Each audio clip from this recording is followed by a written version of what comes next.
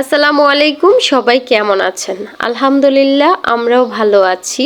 তো অনেক দিন আমার মেয়েটা ফুচকা খাইতে পারে না, রোজার মাস তাই। তো এখন ওর ফুচকা খাওয়ার খুব বেশি টক করছে, তো আমি বললাম যে ঠিক আছে চলো তোমাকে আজকে ফুচকা খাওয়াই নিয়ে আসবো। তো বের হইলাম, আমার একটু ডাক্তার কাছে যাওয়ার ছিল, তো এই জন্য ডাক্তার কাছেও যাব আর মেয়েকে ফুচকাও খাওয়াই নিয়ে আসবো, এই জন্য বের হইলাম দুইটা একসাথে। তো এখন আমরা মা মেয়ে রিক্সাতে আছি আর এই তো চলে আসলাম। তো এখন মেয়েটা বসে আছে, ফুচকা অবশ্য বানাইতেছে লোকটা, আর ও অতি আগ্রহে বসে আছে, মানে কখন খাইবো সেই আশায় বসে আছে।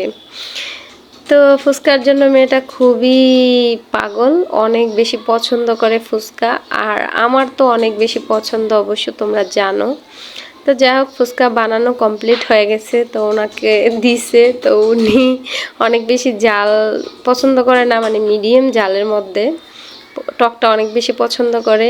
আর আমি এখানে আসলে সব সময় এই ভাইয়াটার কাছ থেকেই ফুচকা খাই। ও আমার বন্ধুর মতো, যে ফুচকা দোকান সে আমার বন্ধুর মতো, দেখছো ফুচকাওয়ালারা কিন্তু আমার বন্ধু। তো যাই হোক ফুচকাটা অনেক মজার হয়েছে, সুরভি বলতেছিল, কিন্তু আমি রোজা তাই আর আমি খাইতে পারলাম না।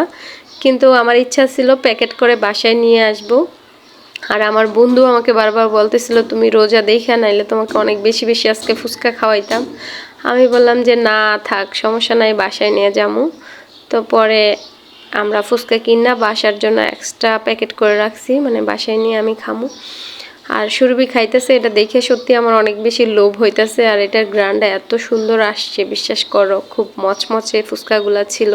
সুরভি অনেক মজা করে খাইতেছিল, এমনিতেই গরম বিকালবেলা রোজার মাস, সে বসে বসে ফুচকা খাইতেছে কি সুন্দর করে, তাই না? ছোট ছোট ঠোঁটগুলা কি সুন্দর করে নাড়তেছে, আর আমি বলতেছি একটু হাসো একটু হাসো। এই দেখো কেমনে হাসে সুরভি, একটু হাসো। কেমনে হাসে তাই না?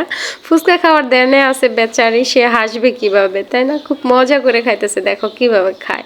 ওর খাবার দেখে আমারই খুব মানে কেমন যেন একটা জেলাস লাগতেছে, আর মন চাইতেছে আমি এখনই খাই, ওর সবগুলা ফুচকা আমি খাই ফেলি। বাসার থেকে কয়েকটা খেজুর আর বাইরে থেকে আমি একটা পানি কিনে নিছি, যদি রাস্তা আজান দিয়ে দেয়। তো গাড়িতে আজান দিয়ে দিছে, পরে ভাইয়াটাও রোজা ছিল, তো ওনাকে আমি খেজুর সাচ্ছি, উনি খাইছে, পানি দিছি উনি খাইছে। তো মিলেমিশে ইফতার করতেছি। আমি ওনাকে চিনি না, উনি আমাকে চিনে না। আমি প্রথমে ভয়ে ভয়ে ছিলাম যে আমি সাথলে উনি খায় কি খায় না।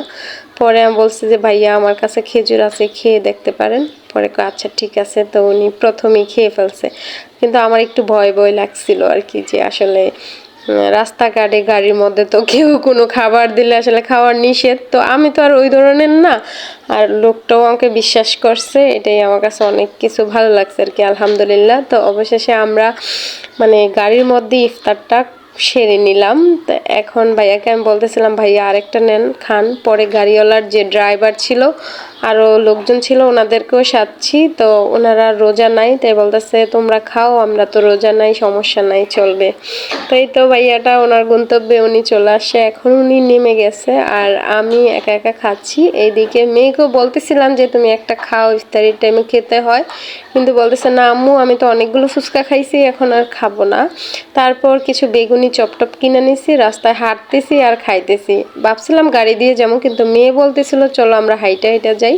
তো হাঁটতেছি আর খাইতেছি, ভালোই লাগতেছিল। এই ছিল ভিডিও, সবাই ভালো থাকবা, আল্লাহ হাফেজ।